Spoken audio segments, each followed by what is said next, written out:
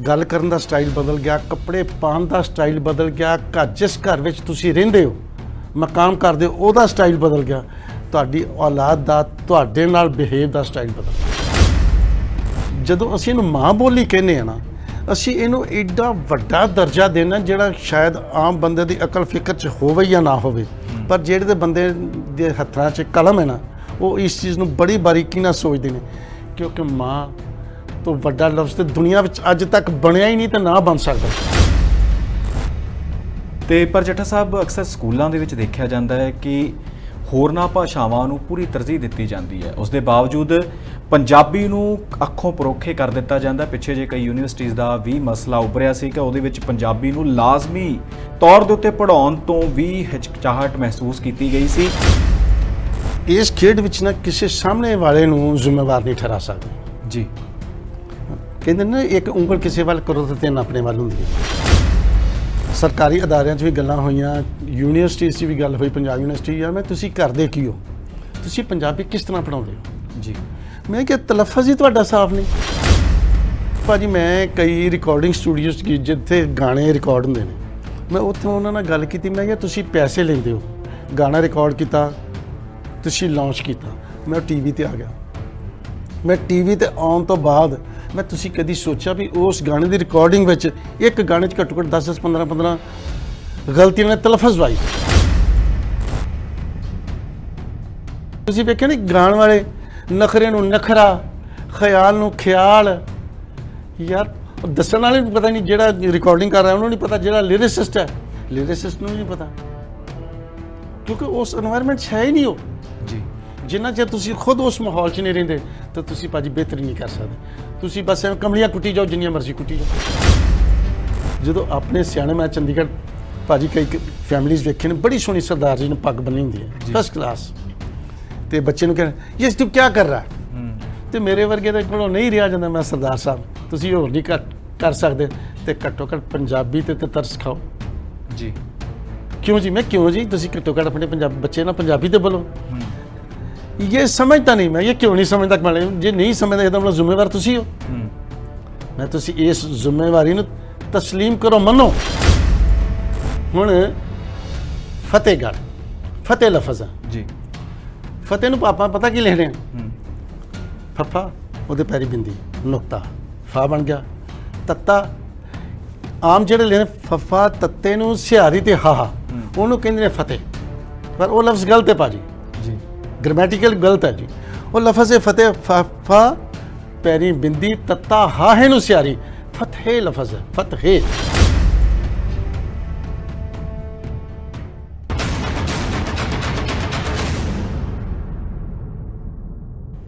ਸਤਿ ਸ਼੍ਰੀ ਅਕਾਲ। D5 channel Punjabi ਦੇ ਨਾਲ ਜੁੜੇ ਹੋ ਤੁਸੀਂ ਤੇ ਪ੍ਰੋਗਰਾਮ ਹੈ ਗੱਲ ਸੱਚੀ ਹੈ। ਗੱਲ ਸੱਚੀ ਹੈ ਪ੍ਰੋਗਰਾਮ ਦੇ ਵਿੱਚ ਵੱਖ-ਵੱਖ ਮੁੱਦਿਆਂ ਦੇ ਉੱਤੇ, ਵੱਖ-ਵੱਖ ਵਿਸ਼ਿਆਂ ਦੇ ਉੱਤੇ ਗੱਲਬਾਤ ਕਰਦੇ ਹਾਂ ਤੇ ਤੁਹਾਡੇ ਨਾਲ ਜੁੜੇ ਹੀ ਇਹ ਸਾਰੇ ਵਿਸ਼ੇ ਹੁੰਦੇ ਨੇ। ਪੰਜਾਬੀ ਦੀ ਗੱਲ ਕੀਤੀ ਜਾਵੇ ਤਾਂ ਪੰਜਾਬੀ ਨੂੰ ਲੈ ਕੇ ਕਈ ਤਰ੍ਹਾਂ ਦੇ ਸਵਾਲ ਖੜੇ ਹੁੰਦੇ ਨੇ ਕਿ ਉਚਾਰਨ ਨਹੀਂ ਆਉਂਦਾ ਪੰਜਾਬੀ ਦਾ, ਪੰਜਾਬੀ ਸਹੀ ਤਰੀਕੇ ਦੇ ਨਾਲ ਪੜ੍ਹਾਈ ਨਹੀਂ ਜਾਂਦੀ, ਪੰਜਾਬੀ ਲਿਖਦੇ ਹੋਏ ਕਈ ਤਰ੍ਹਾਂ ਦੀਆਂ ਖਾਮੀਆਂ ਆ ਜਾਂਦੀਆਂ ਨੇ। ਕੀ ਕਾਰਨ ਨੇ ਇਹਦੇ? ਪੰਜਾਬੀ ਦੇ ਵਿੱਚੋਂ ਕਿਵੇਂ ਅਸੀਂ ਸਹੀ ਤਰੀਕੇ ਦੇ ਨਾਲ ਸ਼ਬਦ ਕੱਢ ਸਕਦੇ ਹਾਂ, ਸ਼ਬਦਾਂ ਦਾ ਉਚਾਰਨ ਕਰ ਸਕਦੇ ਹਾਂ? ਇਸ ਵਿਸ਼ੇ ਦੇ ਉੱਤੇ ਗੱਲਬਾਤ ਕਰਨ ਲਈ ਸਟੂਡੀਓ ਦੇ ਵਿੱਚ ਮੌਜੂਦ ਨੇ ਮਿਸਟਰ ਵਰਿੰਦਰ ਚੱਠਾ। ਸਭ ਤੋਂ ਪਹਿਲਾਂ ਚੱਠਾ ਸਾਹਿਬ ਦਾ ਸਵਾਗਤ ਕਰਦੇ ਹਾਂ। ਸਰ ਸਵਾਗਤ ਹੈ ਜੀ। ਮਿਹਰਬਾਨੀ ਭਾਈ ਜਾਨ, ਤੁਹਾਡੀ ਬਹੁਤ ਬਹੁਤ ਮਿਹਰਬਾਨੀ, ਹਜ਼ੂਰ ਮਸ਼ਕੂਰ ਹਾਂ ਭਾਜੀ ਤੁਹਾਡਾ ਮੈਂ ਕਿ ਤੁਸੀਂ ਮੈਨੂੰ ਅੱਜ ਮੌਕਾ ਦਿੱਤਾ ਜੀ। ਤੇ ਮੈਂ ਵੀ ਚਾਹੁੰਦਾ ਸੀ ਵੀ ਕਿਸੇ ਚੈਨਲ ਤੇ ਜਾ ਕੇ ਅਸੀਂ ਆਪਣੀ ਮਾਦਰੀ ਜ਼ੁਬਾਨ, ਮਾਂ ਬੋਲੀ ਬਾਰੇ ਗੱਲ ਕਰ ਸਕੀਏ ਜੀ, ਜਿੱਥੇ ਕੋਈ ਇਸ ਚੀਜ਼ ਨੂੰ ਸਮਝ ਸਕੇ, ਕਿਉਂਕਿ ਇਹ ਜਿਹੜੀ ਚੀਜ਼ ਹੈ ਨਾ ਲੈਂਗੁਏਜ ਜੀ, ਲੈਂਗੁਏਜ ਭਾਜੀ ਬੜੀ ਬਾਰੀਕ ਹੈ, ਤੇ ਜਦੋਂ ਬਾਰੀਕੀ ਦੀ ਗੱਲ ਹੁੰਦੀ ਨੇ ਉਦੋਂ ਬੰਦੇ ਨੂੰ ਨਾ ਆਪਣਾ IQ ਬੜਾ ਵਾਸਟ ਕਰਕੇ ਖੁੱਲੇ ਦਿਮਾਗ ਨਾਲ ਸੋਚਣਾ ਪੈਂਦਾ, ਤੇ ਸਾਨੂੰ ਜਿਹੜੇ ਅਲਫਾਜ਼ ਨੇ, ਵਰਡਸ ਨੇ, ਸ਼ਬਦ ਨੇ, ਉਹਨਾਂ ਦਾ ਖਾਸ ਖਿਆਲ ਰੱਖਣਾ ਪੈਂਦਾ ਜੀ, ਵੀ ਇਹ ਕਿੱਥੇ ਖੜਾ ਹੈ, ਇਹਦਾ ਵਜ਼ਨ ਕੀ ਹੈ, ਇਹਦਾ ਲਫ਼ਜ਼ ਦਾ ਮਾਇਨਾ ਕੀ ਹੈ, ਇਹਦੀ ਟੋਨ ਕੀ ਹੈ। ਇਹਨਾਂ ਚੀਜ਼ਾਂ ਨੂੰ ਨਜ਼ਰ ਰੱਖ ਕੇ ਫਿਰ ਸਾਨੂੰ ਉਸ ਗੱਲ ਬਾਰੇ ਗੱਲ ਕਰਨੀ ਚਾਹੀਦੀ ਹੈ, ਔਰ ਗੱਲਾਂ ਵਿੱਚੋਂ ਹੀ ਗੱਲਾਂ ਨਿਕਲਦੀਆਂ। ਵਾਕਈ ਤੁਹਾਡੀ ਗੱਲ ਸੱਚੀ ਹੈ ਜੀ। ਜੀ। ਤੇ ਚੱਟਾ ਸਾਹਿਬ ਕੀ ਕਾਰਨ ਮੰਨਦੇ ਹੋ ਤੁਸੀਂ ਕਿ ਅੱਜ ਪੰਜਾਬੀ ਦਾ ਜੋ ਹਾਲ ਹੈ, ਪੰਜਾਬੀ ਹਾਲਾਂਕਿ ਵੱਖ-ਵੱਖ ਖਿੱਤਿਆਂ ਦੇ ਵਿੱਚ ਬੋਲੀ ਜਾਂਦੀ ਹੈ, ਦੇਸ਼ਾਂ ਵਿਦੇਸ਼ਾਂ ਦੇ ਵਿੱਚ ਵੀ ਪੰਜਾਬੀ ਦੀ ਪੂਰੀ ਹੁਣ ਤੂਤੀ ਬੋਲਣ ਲੱਗ ਪਈ ਹੈ, ਪਰ ਇਸ ਦੇ ਬਾਵਜੂਦ ਪੰਜਾਬੀ ਸਾਡੀ ਜਿਹੜੀ ਲਿਖਣ ਤੇ ਪੜ੍ਹਨ ਦੇ ਵਿੱਚ ਬਹੁਤ ਜ਼ਿਆਦਾ ਗਲਤੀਆਂ ਹੋ ਜਾਂਦੀਆਂ ਨੇ, ਉਹਦੇ ਕਾਰਨ ਕੀ ਮੰਨਦੇ ਹੋ? ਵੇਖੋ ਭਾਈ ਜਾਨ, ਗੱਲ ਇਸ ਤਰ੍ਹਾਂ ਵੀ ਵਕਤ ਦੇ ਲਿਹਾਜ਼ ਨਾਲ ਜਿਹੜੀ ਚੀਜ਼ ਤੁਹਾਡੇ ਨਾਲ ਚੱਲਦੀ ਹੈ ਨਾ, ਉਹ ਪਿੱਛੇ ਰਹਿ ਜਾਂਦੀ ਹੈ। ਇੱਕ ਹਕੀਕਤ, ਤੁਸੀਂ ਸੜਕ ਤੇ ਚੱਲਦੇ ਹੋ ਧੁੱਪ ਵਿੱਚ ਚੱਲਦੇ, ਤੁਹਾਡਾ ਸਾਇਆ ਤੁਹਾਡੇ ਨਾਲ ਚੱਲਦਾ ਜੀ। ਜਦੋਂ ਤੁਸੀਂ ਕਿਸੇ ਸਾਏ ਥੱਲੇ ਚਲੇ ਜਾਂਦੇ ਹੋ, ਉਹ ਸਾਇਆ ਨਜ਼ਰ ਨਹੀਂ ਆਉਂਦਾ। ਇਹ ਚੀਜ਼ ਸਾਡੀ ਲੈਂਗੁਏਜ ਤੇ ਲਾਗੂ ਹੁੰਦੀ ਹੈ, ਕਿਉਂਕਿ ਅਸੀਂ ਆਪਣੇ ਵੱਡੇ ਵਡੇਰਿਆਂ ਨੂੰ ਭੁੱਲ ਗਏ। ਵੇਖੋ ਨਾ, ਜ਼ਮਾਨੇ ਦਾ ਸਾਡੇ ਜਿਉਣ ਦਾ ਸਾਰਾ A to Z ਸਟਾਈਲ ਬਦਲ ਗਿਆ ਜੀ। ਗੱਲ ਕਰਨ ਦਾ ਸਟਾਈਲ ਬਦਲ ਗਿਆ, ਕੱਪੜੇ ਪਾਉਣ ਦਾ ਸਟਾਈਲ ਬਦਲ ਗਿਆ, ਜਿਸ ਘਰ ਵਿੱਚ ਤੁਸੀਂ ਰਹਿੰਦੇ ਹੋ, ਮਕਾਮ ਕਰਦੇ ਹੋ, ਉਹਦਾ ਸਟਾਈਲ ਬਦਲ ਗਿਆ, ਤੁਹਾਡੀ ਔਲਾਦ ਦਾ ਤੁਹਾਡੇ ਨਾਲ ਬਿਹੇਵ ਦਾ ਸਟਾਈਲ ਬਦਲ ਗਿਆ ਜੀ। ਚੇਂਜ ਹੋ ਗਈ ਨਾ। ਜਦੋਂ ਸੁਸਾਇਟੀ 'ਚ, ਮੁਆਸ਼ਰੇ 'ਚ ਚੇਂਜ ਆਉਂਦੀ ਹੈ ਨਾ, ਤੇ ਕੁਦਰਤੀ ਗੱਲ ਹੈ ਤੁਹਾਡੇ ਬੋਲ ਚਾਲ 'ਚ ਵੀ ਫਰਕ ਆਏਗਾ। ਔਰ ਬੋਲ ਚਾਲ 'ਚ ਜੇ ਇਸ ਚੀਜ਼ ਦੇ ਮੈਂ ਮੁਖਾਲਫ ਹਾਂ, ਇਹਦਾ ਮੈਂ ਵਿਰੋਧ ਕਰਦਾ ਵੀ ਹਾਂ ਔਰ ਕਰਨਾ ਚਾਹੀਦਾ ਵੀ, ਕਿਉਂਕਿ ਮਸਲਾ ਹੈ, ਇਹ ਬਹੁਤ ਵੱਡੀ ਹਕੀਕਤ, ਅਸੀਂ ਆਪਣੇ ਪਿਓ ਨੂੰ ਪਿਓ ਕਹਿਣਾ, ਗੁਆਂਢੀ ਨੂੰ ਨਹੀਂ ਕਹਿਣਾ ਜੀ। ਜਾਂ ਤੇ ਅਸੀਂ ਜੇ ਲੈਂਗੁਏਜ ਤੋਂ ਮੁਨਕਰ ਹੋਣਾ ਹੈ, ਤੇ ਅਸੀਂ ਆਪਣੇ ਵੱਡੇ ਵਡੇਰਿਆਂ ਨੂੰ ਵੀ ਭੁੱਲ ਜਾਈਏ। ਤੇ ਅਸੀਂ ਵੱਡੇ ਵਡੇਰਿਆਂ ਨੂੰ ਨਹੀਂ ਭੁੱਲ ਸਕਦੇ, ਕਿਉਂਕਿ ਉਹਨਾਂ ਦਾ ਖੂਨ ਸਾਡੇ ਖੂਨ 'ਚ ਚੱਲਦਾ, ਉਹਨਾਂ ਦੇ ਖੂਨ ਦੀ ਰਵਾਨਗੀ ਹੈ ਮੇਰੇ ਜਿਸਮ 'ਚ। ਔਰ ਅੱਜ ਜਦੋਂ ਮੈਂ ਗੱਲ ਕਰ ਰਿਹਾ ਤਾਂ ਮੇਰੇ ਫਾਦਰ ਸਾਹਿਬ ਮੈਨੂੰ ਇੰਝ ਲੱਗਦਾ ਜੀ ਮੇਰੇ ਨਾਲ ਚੱਲ ਰਹੇ ਨੇ ਜੀ। ਔਰ ਉਹਨਾਂ ਦੀ ਦਿੱਤੀ ਵੋਕੈਬਲਰੀ, ਉਹਨਾਂ ਦਾ ਦਿੱਤਾ ਤਲਫਜ਼, ਉਹਨਾਂ ਦਾ ਸਟਾਈਲ ਆਫ ਟਾਕਿੰਗ, ਮੈਂ ਅੱਠੇ ਪੈਰ ਆਪਣੇ ਨਾਲ ਰੱਖਣਾ ਜੀ। ਉਹਦੀ ਵਜ੍ਹਾ ਕਰਕੇ ਮੇਰੀ ਜ਼ੁਬਾਨ ਥੋੜੀ ਜਿਹੀ ਸਾਫ਼ ਹੈ। ਬਾਕੀ ਮੈਂ ਕੋਈ ਆਲਮ ਫਾਜ਼ਲ ਨਹੀਂ, ਮੈਂ ਆਖਾਂ ਮੈਂ ਬੜਾ ਕੱਦੂ 'ਚ ਤੀਰ ਮਾਰ ਲਿਆ, ਐਸੀ ਗੱਲ ਕੋਈ ਨਹੀਂ। ਪਰ ਵਕਤ ਦੇ ਲਿਹਾਜ਼ ਨਾਲ ਸਾਨੂੰ ਅਵੇਅਰ ਹੋ ਕੇ ਲੈਂਗੁਏਜ ਬਾਰੇ ਜ਼ਰੂਰ ਸੋਚਣਾ ਚਾਹੀਦਾ ਹੈ। ਪੰਜਾਬੀ ਬਾਰੇ ਜੇ ਅਸੀਂ ਨਾ ਸੋਚਾਂਗੇ ਤਾਂ ਭਾਜੀ ਕੌਣ ਸੋਚੇਗਾ ਜੀ। ਕਿਉਂਕਿ ਪੰਜਾਬੀ ਜ਼ੁਬਾਨ ਜਿਹੜੀ ਹੈ, ਜਦੋਂ ਅਸੀਂ ਇਹਨੂੰ ਮਾਂ ਬੋਲੀ ਕਹਿੰਦੇ ਆ ਨਾ, ਅਸੀਂ ਇਹਨੂੰ ਐਡਾ ਵੱਡਾ ਦਰਜਾ ਦੇਣਾ ਜਿਹੜਾ ਸ਼ਾਇਦ ਆਮ ਬੰਦੇ ਦੀ ਅਕਲ ਫਿਕਰ 'ਚ ਹੋਵੇ ਜਾਂ ਨਾ ਹੋਵੇ, ਪਰ ਜਿਹੜੇ ਦੇ ਬੰਦੇ ਦੇ ਹੱਥਾਂ 'ਚ ਕਲਮ ਹੈ ਨਾ, ਉਹ ਇਸ ਚੀਜ਼ ਨੂੰ ਬੜੀ ਬਾਰੀਕੀ ਨਾਲ ਸੋਚਦੇ ਨੇ, ਕਿਉਂਕਿ ਮਾਂ ਤੋਂ ਵੱਡਾ ਲਫ਼ਜ਼ ਤੇ ਦੁਨੀਆ ਵਿੱਚ ਅੱਜ ਤੱਕ ਬਣਿਆ ਹੀ ਨਹੀਂ ਤੇ ਨਾ ਬਣ ਸਕਦਾ। ਜਿੰਨੀ ਵੱਡੀ ਮਰਜ਼ੀ ਨੇਰੀ ਝੁੱਲੇ, ਝੱਖੜ ਝੁੱਲੇ, ਮਾਂ ਰਹਿਣੀ ਹੈ, ਤੇ ਮਾਂ ਦੀ ਲੋਰੀ ਵੀ ਹੋ ਰਹਿਣੀ ਹੈ, ਮਾਂ ਦਾ ਬੱਚਾ ਵੀ ਹੋ ਰਹਿਣਾ। ਬਿਲਕੁਲ ਜੀ। ਤੇ ਪਰ ਜੱਟਾ ਸਾਹਿਬ, ਅਕਸਰ ਸਕੂਲਾਂ ਦੇ ਵਿੱਚ ਦੇਖਿਆ ਜਾਂਦਾ ਹੈ ਕਿ ਹੋਰਨਾਂ ਭਾਸ਼ਾਵਾਂ ਨੂੰ ਪੂਰੀ ਤਰਜੀਹ ਦਿੱਤੀ ਜਾਂਦੀ ਹੈ, ਉਸ ਦੇ ਬਾਵਜੂਦ ਪੰਜਾਬੀ ਨੂੰ ਅੱਖੋਂ ਪਰੋਖੇ ਕਰ ਦਿੱਤਾ ਜਾਂਦਾ। ਪਿੱਛੇ ਜੇ ਕਈ ਯੂਨੀਵਰਸਿਟੀਜ਼ ਦਾ ਵੀ ਮਸਲਾ ਉੱਭਰਿਆ ਸੀ ਕਿ ਉਹਦੇ ਵਿੱਚ ਪੰਜਾਬੀ ਨੂੰ ਲਾਜ਼ਮੀ ਤੌਰ ਦੇ ਉੱਤੇ ਪੜ੍ਹਾਉਣ ਤੋਂ ਵੀ ਹਿਚਕਚਾਹਟ ਮਹਿਸੂਸ ਕੀਤੀ ਗਈ ਸੀ। ਸਕੂਲ ਕਾਲਜ ਕਿੰਨੇ ਕੁ ਜ਼ਿੰਮੇਵਾਰ ਨੇ ਪੰਜਾਬੀ ਨੂੰ ਉੱਪਰ ਲਿਜਾਣ ਵਾਸਤੇ ਤੇ ਪੰਜਾਬੀ ਨੂੰ ਦਰਕਿਨਾਰ ਕਰਨ ਵਾਸਤੇ? ਭਾਜੀ ਨੇ ਗੱਲ ਤੁਹਾਡਾ ਬੜਾ ਮਾਕੂਲ ਸਵਾਲ ਹੈ। ਅਸੀਂ ਇਸ ਖੇਡ ਵਿੱਚ ਨਾ ਕਿਸੇ ਸਾਹਮਣੇ ਵਾਲੇ ਨੂੰ ਜ਼ਿੰਮੇਵਾਰ ਨਹੀਂ ਠਹਿਰਾ ਸਕਦੇ ਜੀ। ਕਹਿੰਦੇ ਨੇ ਇੱਕ ਉਂਗਲ ਕਿਸੇ ਵੱਲ ਕਰੋ ਤਾਂ ਤਿੰਨ ਆਪਣੇ ਵੱਲ ਹੁੰਦੀਆਂ ਨੇ। ਤੇ ਅੱਜ ਜ਼ਮਾਨਾ ਐਡਾ ਸ਼ਰਾਰਤੀ ਜ਼ਮਾਨਾ, ਤਾਂ ਵੈਸੇ ਸ਼ੁਰੂ ਤੋਂ ਹੀ ਸ਼ਰਾਰਤੀ ਜੀ। ਕੋਈ ਵੀ ਬੰਦਾ ਜੇ ਸ਼ਰਾਰਤ ਕਰਦਾ ਉਹਦੀ ਜ਼ਿੰਮੇਵਾਰੀ ਨਹੀਂ ਲੈਂਦਾ। ਮੇਰੀ ਕਈ ਜਗ੍ਹਾ ਗੱਲਾਂ ਹੋਈਆਂ, ਸਰਕਾਰੀ ਅਦਾਰਿਆਂ 'ਚ ਵੀ ਗੱਲਾਂ ਹੋਈਆਂ, ਯੂਨੀਵਰਸਿਟੀਜ਼ 'ਚ ਵੀ ਗੱਲ ਹੋਈ, ਪੰਜਾਬ ਯੂਨੀਵਰਸਿਟੀ, ਯਾਰ ਤੁਸੀਂ ਕਰਦੇ ਕੀ ਹੋ, ਤੁਸੀਂ ਪੰਜਾਬੀ ਕਿਸ ਤਰ੍ਹਾਂ ਪੜ੍ਹਾਉਂਦੇ ਹੋ ਜੀ। ਮੈਂ ਕਿਹਾ ਤਲਫਜ਼ ਹੀ ਤੁਹਾਡਾ ਸਾਫ਼ ਨਹੀਂ। ਇਹਦੇ ਬਾਵਜੂਦ ਧਰਮਿੰਦਰ ਭਾਜੀ, ਮੈਂ ਕਈ ਰਿਕਾਰਡਿੰਗ ਸਟੂਡੀਓਜ਼ ਜਿੱਥੇ ਗਾਣੇ ਰਿਕਾਰਡ ਹੁੰਦੇ ਨੇ, ਮੈਂ ਉੱਥੇ ਉਹਨਾਂ ਨਾਲ ਗੱਲ ਕੀਤੀ। ਮੈਂ ਕਿਹਾ ਤੁਸੀਂ ਪੈਸੇ ਲੈਂਦੇ ਹੋ, ਗਾਣਾ ਰਿਕਾਰਡ ਕੀਤਾ, ਤੁਸੀਂ ਲਾਂਚ ਕੀਤਾ, ਮੈਂ TV ਤੇ ਆ ਗਿਆ।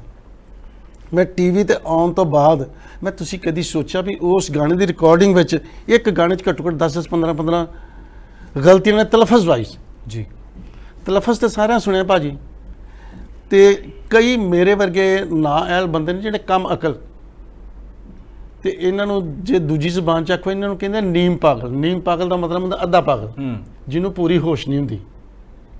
ਸ਼ਾਇਦ ਮੈਂ ਵੀ ਉਹਨਾਂ 'ਚੋਂ ਹਾਂ ਜੀ। ਜਦੋਂ ਅਸੀਂ ਉਸ ਜ਼ੁਬਾਨ ਤੇ ਉਸ ਲਫ਼ਜ਼ ਤੇ ਪਹਿਰਾ ਨਹੀਂ ਦਿੰਦੇ, ਉਹਨੂੰ ਸਮਝਦੇ ਨਹੀਂ, ਉਹਦੀ ਟੋਨ ਨਹੀਂ ਸਮਝਦੇ, ਉਹਦੀ ਫਿਜ਼ੀਕ ਨਹੀਂ ਸਮਝਦੇ, ਤੇ ਭਾਜੀ ਉਹਦੇ ਨਾਲ ਅਸੀਂ ਇਨਸਾਫ ਕਿਵੇਂ ਕਰਾਂਗੇ? ਕਿਉਂਕਿ ਪੰਜਾਬੀ ਭਾਜੀ ਬਾਈ ਕਿਸਮ ਦੀ ਹੈ ਜੀ। ਤੁਸੀਂ ਤੇ ਬੜੇ ਸਿਆਣੇ ਬੰਦੇ ਹੋ, ਆਲਮ ਫਾਜ਼ਲ ਬੰਦੇ ਹੋ, ਤੁਹਾਨੂੰ ਪਤਾ ਹਰ ਚੀਜ਼ ਦਾ।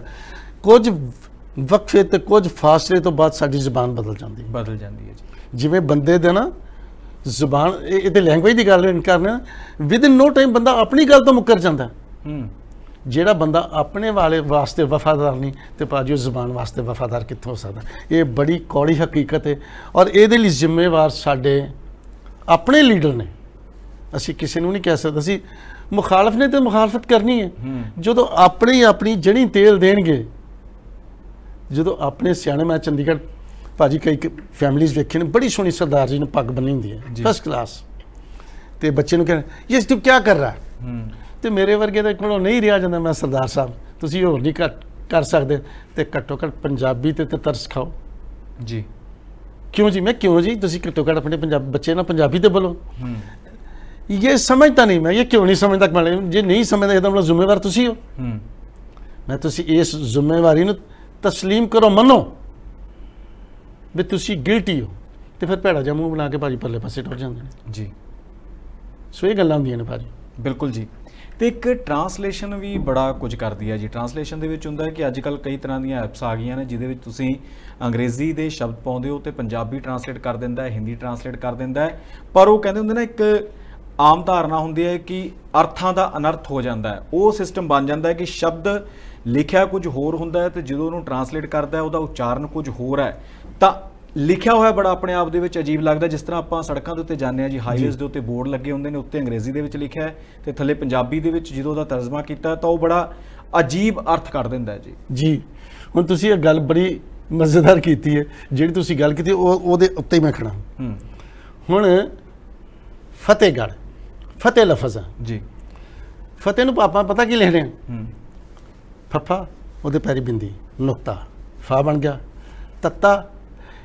ਆਮ ਜਿਹੜੇ ਲਿਖਦੇ ਫੱਫਾ ਤੱਤੇ ਨੂੰ ਸਿਹਾਰੀ ਤੇ ਹਾਹਾ, ਉਹਨੂੰ ਕਹਿੰਦੇ ਨੇ ਫਤਿਹ, ਪਰ ਉਹ ਲਫ਼ਜ਼ ਗਲਤ ਹੈ ਭਾਜੀ ਜੀ, ਗ੍ਰਾਮੈਟੀਕਲ ਗਲਤ ਹੈ ਜੀ।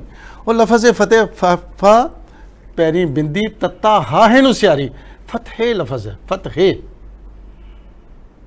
ਔਰ ਇਹਨਾਂ ਚੀਜ਼ਾਂ ਬਾਰੇ ਟੀਚਰਸ ਮਾਫ ਕਰਨਾ, ਗੱਲ ਫਿਰ ਉੱਥੇ ਹੀ ਚਲੀ ਜਾਣੀ ਹੈ ਵੀ ਜਿਹੜੇ ਪ੍ਰੈਜ਼ੈਂਟ ਸਟੂਡੈਂਟ ਨੇ ਉਹ ਇਸੇ ਹਾਲਾਤ 'ਚ ਪੜ੍ਹਨ ਰਹੇ ਨੇ, ਇਸੇ ਮਾਹੌਲ 'ਚ ਪੜ੍ਹਦੇ ਰਹੇ ਨੇ, ਤੇ ਜਿੰਨਾ ਬੀਐਡ ਜਾਂ ਐਮਐਡ ਕਰਕੇ ਜਿਹੜੇ ਉਹਨਾਂ ਦੇ ਟੀਚਰਸ ਲੱਗੇ ਉਹ ਵੀ ਇਸੇ ਏਜ ਗਰੁੱਪ ਦੇ ਨੇ, ਇਸੇ ਏਜ ਫੈਕਟਰ 'ਚੋਂ ਲੰਘੇ ਨੇ।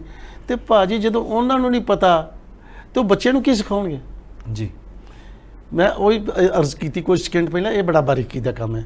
It is tough job than PhD। ਤੁਸੀਂ PhD ਕਰ ਸਕਦੇ ਹੋ ਸੌਖੀ, ਪਰ ਤੁਸੀਂ ਕਿਤਾਬਾਂ 'ਚੋਂ ਭਾਜੀ ਤਲਫਜ਼ ਨਹੀਂ ਕੱਢ ਸਕਦੇ।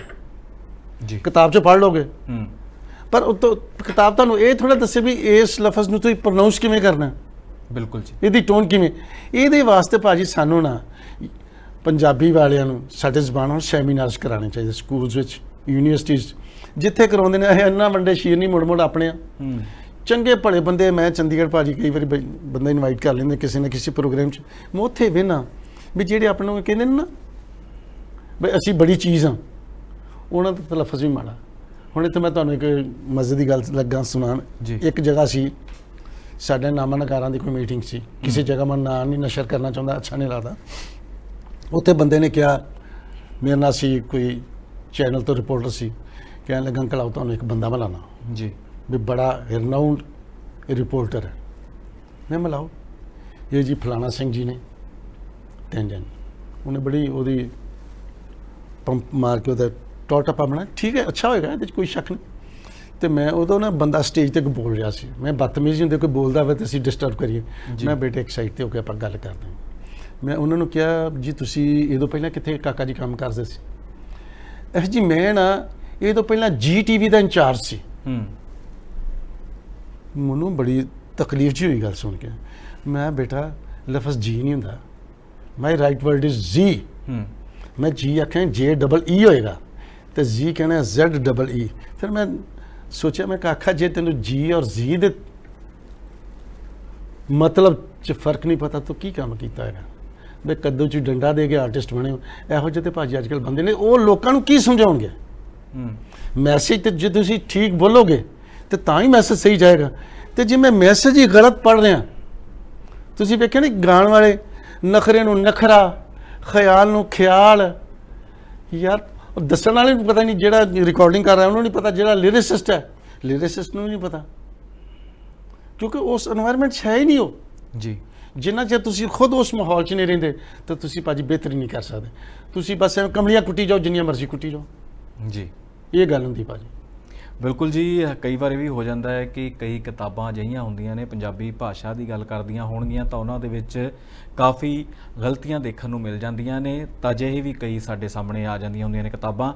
ਪਰ ਇਹਨਾਂ ਹਾਲਾਤਾਂ ਦੇ ਦੌਰਾਨ ਚੱਠਾ ਸਾਹਿਬ ਨਿਕਲਿਆ ਕਿਵੇਂ ਜਾਵੇ ਬਾਹਰ, ਕਿਵੇਂ ਆਪਾਂ ਪੰਜਾਬੀ ਨੂੰ ਉੱਪਰ ਲਿਜਾ ਸਕਦੇ ਹਾਂ, ਗਲਤੀਆਂ ਨਾ ਹੋਣ, ਕਿਉਂਕਿ ਪੰਜਾਬੀ ਤਾਂ ਸਾਡੀ ਹੈ ਹੀ ਉੱਪਰ ਹੈ ਜੇ ਕਿਹਾ ਜਾਵੇ, ਕਿਉਂਕਿ ਪੰਜਾਬੀ ਕਾਫੀ ਦੇਸ਼ਾਂ ਦੇ ਵਿੱਚ ਬੋਲੀ ਜਾਂਦੀ ਹੈ। ਪਰ ਇਸ ਦੇ ਬਾਵਜੂਦ ਪੰਜਾਬੀ ਦੇ ਲਈ ਕੀ ਉਪਰਾਲੇ ਕਰਨੇ ਚਾਹੀਦੇ ਨੇ? ਆਪਾਂ ਜ਼ਿਕਰ ਕਰਕੇ ਹਟੇ ਹਾਂ ਕਿ ਸਕੂਲ ਕਾਲਜ ਨੇ, ਉਹਨਾਂ ਦੇ ਵਿੱਚ ਹਾਲਾਤ ਕਿਹੋ ਜਿਹੇ ਨੇ ਉਹ ਦੱਸ ਦਿੱਤਾ ਹੈ। ਸਾਹਿਤਕਾਰਾਂ ਦੇ ਹਾਲਾਤ ਕਿਹੋ ਜਿਹੇ ਨੇ ਉਹ ਆਪਾਂ ਗੱਲ ਕਰ ਲਈ ਹੈ। ਗੀਤਕਾਰਾਂ ਦੇ, ਗਾਇਕਾਂ ਦੇ ਹਾਲਾਤਾਂ ਦੀ ਗੱਲ ਹੋ ਗਈ ਹੈ। ਟਰਾਂਸਲੇਟਰ ਵੀ ਸਾਡੇ ਅਜਿਹੇ ਹੀ ਨੇ ਜਿਹੜੇ ਕਦੇ ਵੀ ਕੁਝ ਵੀ ਨਹੀਂ ਦੇਖਦੇ ਕਿ ਪੰਜਾਬੀ ਦਾ ਉਹ ਲਿਖ ਕੇ ਹੀ ਰਹੇ ਨੇ, ਉਹਦਾ ਕੀ ਪ੍ਰਭਾਵ ਪਵੇਗਾ। ਪਰ ਕੁੱਲ ਮਿਲਾ ਕੇ ਇਹੀ ਸਵਾਲ ਖੜਾ ਹੁੰਦਾ ਹੈ ਕਿ ਅਸੀਂ ਕੀ ਉਪਰਾਲਾ ਕਰ ਸਕਦੇ ਹਾਂ? ਅਸੀਂ ਉਪਰਾਲਾ ਪਾਸੇ ਸਾਡੇ ਕੋਲ ਜਿਹੜਾ ਭਾਜੀ ਰਾਈਟ ਵੇ ਹੈ ਨਾ, ਜਿਹੜਾ ਆਖਰੀ ਅਸੀਂ ਕਦਮ ਪੁੱਟ ਸਕਦੇ ਹਾਂ। ਕੁਝ ਜ਼ਹੀਨ ਬੰਦੇ ਜਿਹੜੇ ਪੁਰਾਣੇ, ਜਿਹੜੇ ਸ਼ਾਹਮੁਖੀ ਪੰਜਾਬੀ ਨਾਲ ਵੀ ਵਾਸਤਾ ਰੱਖਦੇ ਹੋ। ਸ਼ਾਹਮੁਖੀ ਪੰਜਾਬੀ ਜਿਹੜੀ ਸਾਡੇ ਲਹਿੰਦੇ ਪੰਜਾਬ 'ਚ ਬੋਲੀ ਜਾਂਦੀ ਹੈ ਜੀ, ਚੜ੍ਹਦੇ ਪੰਜਾਬ ਤੇ ਲਹਿੰਦੇ ਪੰਜਾਬ ਦੀ ਪੰਜਾਬੀ 'ਚ ਕੁਝ ਕਾਮਨ ਵਰਡਸ ਨੇ, ਕੁਝ ਇਸ ਤਰ੍ਹਾਂ ਦੇ ਜਿਹਦੇ ਨਾਲ ਇੱਕ ਮੁਹੱਬਤ, ਇੱਕ ਇਸ਼ਕ ਪੈਦਾ ਹੁੰਦਾ ਹੈ। ਜੀ, ਹੁਣ ਮੈਂ ਕਿਹਾ ਤੁਸੀਂ ਆਮ ਪ੍ਰੋਗਰਾਮਸ ਕਰਦੇ ਹੋ, ਤੁਸੀਂ ਵੇਖਦੇ ਹੋ ਐਂਕਰਸ ਸਟੇਜ ਤੇ ਜਦੋਂ ਐਂਕਰਿੰਗ ਕਰਦੇ ਨੇ, ਉਹ ਪ੍ਰੋਗਰਾਮ ਚੱਲ ਰਿਹਾ, ਹੁਣ ਫਿਰ ਜਿਹੜੇ ਵਰਡਿੰਗ ਬੋਲਦੇ ਨੇ, ਹੁਣ ਮੈਂ ਅਗਲੇ ਪ੍ਰਤੀਯੋਗੀ ਨੂੰ ਮੰਚ ਤੇ ਆਮੰਤਰਿਤ ਕਰਨੀ ਹੈ। ਹੁਣ ਧਰਮਿੰਦਰ ਭਾਜੀ ਨਾ ਤੇ ਮੰਚ ਪੰਜਾਬੀ ਦੇ ਲਫ਼ਜ਼, ਜੀ, ਨਾ ਆਮੰਤਰਨ ਤੇ ਨਾ ਪ੍ਰਤੀਯੋਗੀ। ਜੀ, ਯਾਰ ਤੁਸੀਂ ਜੇ ਕਿਸੇ ਨੂੰ ਕਹੀਏ ਜੀ ਸਾਨੂੰ ਤੇ ਕਾਲਜ ਚਾਹੀਏ ਪੜਾਇਆ, ਮੈਂ ਗੱਲ ਬਿਲਕੁਲ ਬੇਟੇ ਤੁਹਾਡੀ ਗੱਲ ਦਰੁਸਤ ਕਿ ਬੱਚਿਆਂ ਨੂੰ ਨਾ ਕੰਸਟਰਕਟਿਵ ਵੇ ਨਾਲ ਜੇ ਡਿਸਕਸ਼ਨ ਵੀ ਕਰਨੀ ਹੈ ਨਾ, ਉਹਦੇ 'ਚ ਕੁਝ ਫਰੂਟਫੁਲ ਰਿਜ਼ਲਟ ਨਿਕਲਣਾ ਚਾਹੀਦਾ। ਕ੍ਰਿਟੀਸਾਈਜ਼ ਨਾ ਕਰੋ, ਬੱਚੇ ਨੂੰ ਪਿਆਰ ਨਾਲ ਸਮਝਾਓ, ਮੈਂ ਬੇਟੇ ਇਹ ਲਫ਼ਜ਼ ਸਾਡਾ ਨਹੀਂ, ਮੈਂ ਤੁਸੀਂ ਪ੍ਰਤੀਯੋਗੀ ਦੀ ਥਾਂ ਤੁਸੀਂ ਅਗਲਾ ਉਮੀਦਵਾਰ ਕਹਿ ਸਕਦੇ ਹੋ। ਜੀ, ਵੀ ਅਗਲਾ ਉਮੀਦਵਾਰ ਇਸ ਜਗ੍ਹਾ ਮੰਚ ਨੂੰ, ਮੰਚ ਦਾ ਮੈਂ ਲਫ਼ਜ਼ ਉਹਨੂੰ ਜਗ੍ਹਾ, ਉਹਨੂੰ ਜਿਵੇਂ ਡਾਇਸ ਤੇ ਅੰਗਰੇਜ਼ੀ ਦਾ ਲਫ਼ਜ਼ ਹੋ ਗਿਆ ਨਾ, ਮੰਚ ਹੋ ਗਿਆ ਹਿੰਦੀ, ਤੇ ਜਗ੍ਹਾ ਨੂੰ ਤੁਸੀਂ ਪੰਜਾਬੀ 'ਚ ਕਹਿ ਸਕਦੇ ਹੋ। ਸ਼ਾਹਮੁਖੀ 'ਚ ਪੰਜਾਬੀ, ਭਰਾ ਆਪਾਂ ਉਸ ਜਗ੍ਹਾ ਮਿਲਾਂਗੇ। ਆਪਾਂ ਕਿਸੇ ਨੂੰ ਕਹਿੰਦੇ ਆ ਨਾ ਜੀ ਵੀ ਧਰਮਿੰਦਰ ਭਾਜੀ ਆਪਾਂ ਉਸ ਜਗ੍ਹਾ ਮਿਲਾਂਗੇ, ਮੈਂ ਤਾਂ ਨਹੀਂ ਕਹਿੰਦੇ ਅਸੀਂ ਉਸ ਮੰਚ ਤੇ ਮਿਲਾਂਗੇ। ਬਿਲਕੁਲ ਜੀ, ਇਸ ਚੀਜ਼ ਨੂੰ ਸੁਧਾਰਿਆ ਜਾ ਸਕਦਾ। ਅਸੀਂ ਗੱਲ ਕੋਈ ਨਹੀਂ, ਐਡੀ ਆਫਤ ਨਹੀਂ ਆਈ, ਅਸੀਂ ਸਿਰਫ ਚੰਗੇ ਆਥਰ ਸੁਣੀਏ। ਔਰ ਇਹਦਾ ਸਭ ਤੋਂ ਬੈਸਟ ਵੇ ਭਾਜੀ ਮੁਸ਼ਾਇਰੇ ਨੇ, ਮੁਸ਼ਾਇਰੇ ਧਿਆਨ ਨਾਲ ਸੁਣੋ। ਸ਼ਿਵ ਬਟਾਲ ਵੀ ਪੜ੍ਹ ਲਓ ਯਾਰ, ਦੂਰ ਜਾਣ ਦੀ ਲੋੜ ਕੋਈ ਨਹੀਂ। ਨੰਦ ਨਾਲ ਨੂਰਪੁਰੀ ਸਾਹਿਬ ਪੜ੍ਹ ਲਓ, ਹਰਨਾਮ ਦਾਸ ਸਹਿਰਾਈ ਸਾਹਿਬ ਪੜ੍ਹ ਲਓ। ਇਹ ਚੀਜ਼ਾਂ ਕਮਾਲ ਦੇ ਸ਼ਾਇਰ ਨੇ ਜਿਨ੍ਹਾਂ ਕਮਾਲ ਹੀ ਕੀਤੀ ਹੈ ਜ਼ਿੰਦਗੀ 'ਚ। ਤੇ ਗਜ਼ਲ ਸੁਣੀ ਜਗਜੀਤ ਸਾਹਿਬ ਨੂੰ ਸੁਣੋ, ਉਹਨਾਂ ਹਿੰਦੁਸਤਾਨ 'ਚ ਉਰਦੂ ਨੂੰ ਬਹੁਤ ਸੌਖਿਆਂ ਕਰਤਾ ਸੀ ਜੀ, ਕਿਉਂਕਿ ਜਿਹੜਾ ਪਾਕਿਸਤਾਨ ਨੂੰ ਪਹਿਲਾਂ ਗਜ਼ਲਾਂ ਆਉਂਦੀਆਂ ਸੀ ਨਾ, ਉਹਨਾਂ ਦਾ ਉਰਦੂ ਬੜਾ ਟਫ ਹੁੰਦਾ ਸੀ, ਉਹਦੇ ਫਾਰਸੀ ਹੁੰਦੀ ਜਿਹੜੀ ਆਪਣੀ ਮੇਰੀ ਸਮਝ ਤੋਂ ਬਾਹਰ ਹੈ। ਹਾਲਾਂ ਮੈਂ ਆਪਣੇ ਨੂੰ ਕਹਿੰਦਾ ਮੈਂ ਥੋੜ੍ਹੀ ਬਹੁਤੀ ਉਰਦੂ ਸਮਝਣਾ, ਜ਼ਿਆਦਾ ਨਹੀਂ, 10-15% ਮੇਰੀ ਪਕੜ ਹੈ।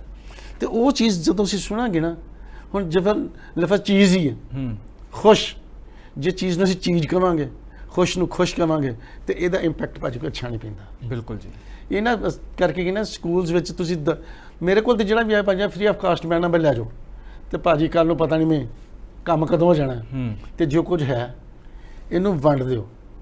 ਮੈਂ ਕਈ ਵਾਰੀ ਬੜੀ ਤੜਕ ਜੀ ਗੱਲ ਵੀ ਕਹਿ ਦੇਣਾ, ਮੈਂ ਯਾਰ ਤੁਸੀਂ ਇੰਨੇ ਕਮੀਨੇ ਹੋ, ਜਿਹੜੀ ਚੀਜ਼ ਤੁਹਾਡੇ ਕੋਲ ਹੈ ਤੁਸੀਂ ਉਹਨੂੰ ਲੁਕਾ ਕੇ ਰੱਖਿਆ, ਮੈਂ ਕੱਲ ਨੂੰ ਮਰ ਜਾਣਾ ਤੇ ਤੁਹਾਡੇ ਨਾਲ ਹੀ ਕੰਮ ਖਤਮ ਹੋ ਜਾਣਾ, ਮੈਂ ਜਿਉਂਦੇ ਜੀ ਇਹਨੂੰ ਵੰਡ ਦਿਓ ਯਾਰ। ਬਿਲਕੁਲ। ਤੇ ਮੇਰੀ ਤੇ ਭਾਜੀ ਇਹੋ ਇੱਕ ਐਂਬੀਸ਼ਨ ਕਹਿ ਲਓ ਕਿ ਮੈਂ ਇਹੋ ਕੁਝ ਕਰਨਾ ਚਾਹੁੰਦਾ। ਮੈਂ ਹਰ ਉਸ ਜਗ੍ਹਾ ਤੇ ਜਾ ਕੇ ਦਸਤਕ ਦਿੱਤੀ ਹੈ ਜਿੱਥੇ ਇਸ ਚੀਜ਼ ਦੀ ਮੈਂ ਜ਼ਰੂਰਤ ਮਹਿਸੂਸ ਕੀਤੀ ਹੈ, ਤੇ ਲੋਕ ਮੈਨੂੰ ਸੁਣਦੇ ਵੀ ਨੇ ਜੀ। ਜਿਹੜੇ ਸਿਆਣੇ ਬੱਚੇ ਲੈ ਜਾਂਦੇ 5 ਮਿੰਟ, ਮੈਂ ਪੁੱਤਰ ਡਾਇਰੀ ਕਿਹੜੇ ਲਫ਼ਜ਼ ਲੈ ਜਾਓ ਔਰ ਇਹਦੀ ਪ੍ਰੈਕਟਿਸ ਕਰੋ, ਮੈਂ ਲਿਖ ਕੇ ਤੇ ਤੁਸੀਂ ਲੈ ਗਏ, ਮੈਂ ਤੁਹਾਡੇ ਨਾਲ ਤੇ ਨਹੀਂ ਜਾਣਾ, ਇਹ ਤੇ ਨਹੀਂ ਦੱਸਣਾ ਤੁਸੀਂ ਕਿਵੇਂ ਪ੍ਰੋਨਾਉਂਸ ਕਰਨਾ, ਇਹ ਚੀਜ਼ ਹੈ ਭਾਜੀ। ਜੀ ਬਿਲਕੁਲ ਜੀ, ਪੰਜਾਬੀ ਨੂੰ ਪ੍ਰਮੋਟ ਕਰਨ ਵਾਸਤੇ, ਪੰਜਾਬੀ ਨੂੰ ਅੱਗੇ ਲਿਜਾਣ ਵਾਸਤੇ ਜੋ ਉਪਰਾਲੇ ਕੀਤੇ ਜਾ ਰਹੇ ਨੇ, ਵੱਖ-ਵੱਖ ਸਮਾਜ ਸੇਵੀ ਸੰਸਥਾਵਾਂ ਵੀ ਕਰ ਰਹੀਆਂ ਨੇ, ਤੇ ਜਿਹੜੀ ਪੰਜਾਬੀ ਆ ਉਹ ਹਮੇਸ਼ਾ ਸਾਡੀ ਜਿਹੜੀ ਹੈ ਦੇਸ਼ਾਂ ਵਿਦੇਸ਼ਾਂ ਦੇ ਵਿੱਚ ਵੀ ਇਸੇ ਤਰ੍ਹਾਂ ਬੋਲੀ ਜਾਂਦੀ ਰਹੇਗੀ। ਹੁਣ ਤਾਂ ਕੈਨੇਡਾ ਵੀ ਪੂਰਾ ਕਹਿੰਦੇ ਪੰਜਾਬ ਬਣਦਾ ਹੋਇਆ ਨਜ਼ਰ ਆ ਰਿਹਾ ਹੈ। ਵੱਡੀ ਗਿਣਤੀ ਦੇ ਵਿੱਚ ਪੰਜਾਬੀ ਨੌਜਵਾਨ ਉੱਥੇ ਪਹੁੰਚੇ ਨੇ, ਪਰਿਵਾਰ ਸਥਾਪਿਤ ਹੋ ਰਹੇ ਨੇ। ਵਿਦੇਸ਼ਾਂ ਦੇ ਵਿੱਚ ਵੀ ਵੱਡੇ ਵੱਡੇ ਅਹੁਦਿਆਂ ਤੇ ਸਾਡੇ ਪੰਜਾਬੀ ਭਾਈਚਾਰੇ ਨਾਲ ਸੰਬੰਧਿਤ ਭਰਾ ਪਹੁੰਚੇ ਹੋਏ ਨੇ।